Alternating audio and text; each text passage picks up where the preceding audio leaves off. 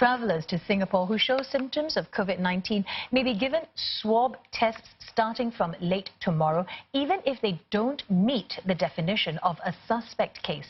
And at the same time, border control measures are being tightened, and there's a warning there could be a spike in new cases. Cheryl Goh reports. From Wednesday, travelers coming into Singapore who have a fever and other respiratory symptoms may need to do a swab test at checkpoints. This is even though they do not meet the definition of what constitutes a clinical suspect case, which has since been expanded to include persons with pneumonia or severe respiratory infection with breathlessness, and who have been to Iran, northern Italy, Japan and South Korea within 14 days before onset of symptoms. They may continue their journey after the test, as results may take between 3 and 6 hours, but are advised to minimize contact with others during this time. Those who test positive and are still in Singapore will be contacted and sent to hospital in a dedicated ambulance.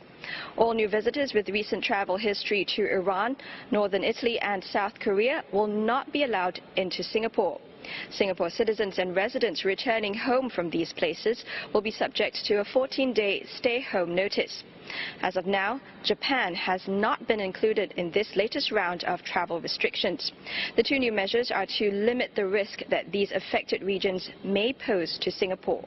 Border controls are still useful at this stage of the epidemic, because we can still identify where the sources of risk are, and then we can take appropriate measures to reduce the risk from these infected sources.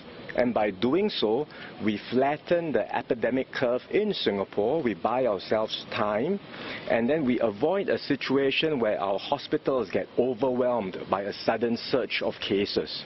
So this is useful, but we have to be prepared that at some stage, the border controls alone will not be sufficient. Mr. Wong noted that Singapore cannot totally shut itself off from the rest of the world, even as more new cases surface elsewhere. Singapore will be exposed to new waves of infection and must be prepared to deal with this. We've been used to a certain increase in cases day by day, and I think every report that comes out, you see a handful, but it may not be always like that. And if there is an incident that sparks a sudden increase, that spike will be an order of magnitude different from what we have been used to. That has been the experience in some of these countries. So we cannot be complacent.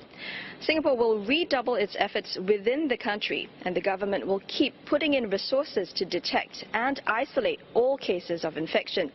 Authorities have also urged individuals to make practices such as regular hand washing and staying home when unwell a permanent part of daily life.